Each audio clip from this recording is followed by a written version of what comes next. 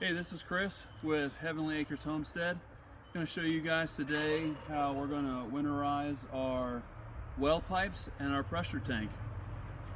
So, what we have going on right now is I'm working on getting the foam pipe insulation for right here. We have a 1 3/4 inch pipe.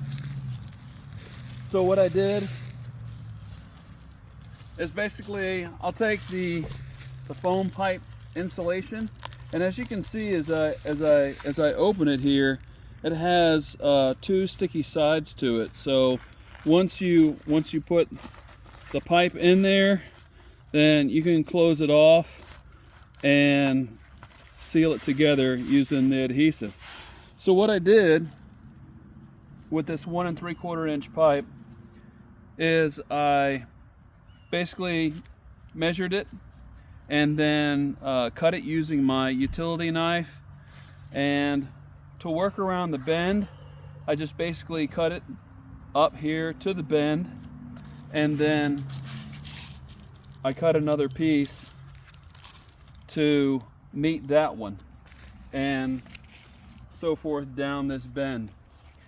So I don't know if you guys can see over here, we have our water shut off, and then we have a connection here for a water hose for quick access for water. So what I did with those is that I put the foam pipe insulation and kind of lined it up with those two, and then notched it out in the foam insulation so we can access it. And I'll show you in a little while what else we're going to do to help insulate that. So everyone knows sometimes that with some adhesives that are on the foam pipe insulation are not the strongest. So in order to help keep it sealed and keep it protecting the pipes for a long period of time, I went and I bought some of this. It's called all-weather 3M duct tape. So it's durable and lasts a long time for the outdoors. So what I did is I took some of that duct tape and I wrapped it all around the pipes, so that keeps it nice and covered, nice and tight and insulated. So as you can see, once I got all that done, okay, and I covered it all with the duct tape, we can move over here and I'll show you what I did over here.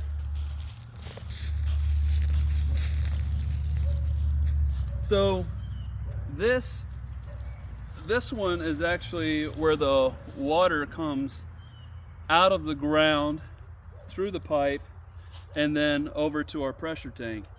So that's why we have two different locations here. So what I did is that I took the same 1 3/4 inch, this was metal pipe here, that's PVC over there, and I took that foam insulation and I did the same thing for here. But then I also used this fiberglass pipe insulation wrap and wrapped it all the way around, as you can see here, and this is where the pressure comes out, some pressure and water from the flow of the water, and also these Schrader valves that kept them accessible as well. Well, I went and I wrapped it all the way around there, and then wrapped it with some of the all-weather duct tape, and also put a little piece over here over the top of these two Schrader valves right here, just to help keep that heat in and keep everything insulated. All right, so that's how we do that. So next I'm going to show you guys what we did to wrap our pressure tank in a water heater blanket, and how we continue to insulate the rest of the well that we have. Hey guys, back with you. So wanted to show you that Okay, so I went to Lowe's and got a hot water heater blanket. So this holds up to, I guess, or wraps around up to a 60-gallon hot water heater. But as you can see, this is a pretty tall pressure tank, and it doesn't wrap quite around. So what I did is I folded it over and taped it around, and also we can see the pressure gauge on this side, just if we need to look at it. So you can see how far it goes. I wrapped it with this outdoor duct tape. So what I'm going to do next is I'm going to take this this insulation that I got at Lowe's here, and I'm going to start picking up where the heater blanket left off, and then start wrapping it around there. So start doing that. Also wanted to mention here that you can go to any type of, like, for more budget, you can go to the dollar store or Dollar General and go get a pool noodle, and pool noodle works about the same thing. Even though this was a good price, they were probably about $3.50, $4 a piece for, this is 1 inch, and then the 1 3/4 inch was about the same price. So about $8 for 2 6-foot long pool noodles. All right, so next thing is planning on, because I ran out of the outdoor silver wrap, so I took some of this insulation. It's supposed to be down to the 20 degrees, around 18, for about 5 days here in Alabama. So what I did is I got the first layer of this foam insulation, and I took some of this wall insulation and wrapped it, gave it a secondary covering around the pipes. What I'm planning on also doing is, we have a filter cartridge, which you can see here, for the sediment filter.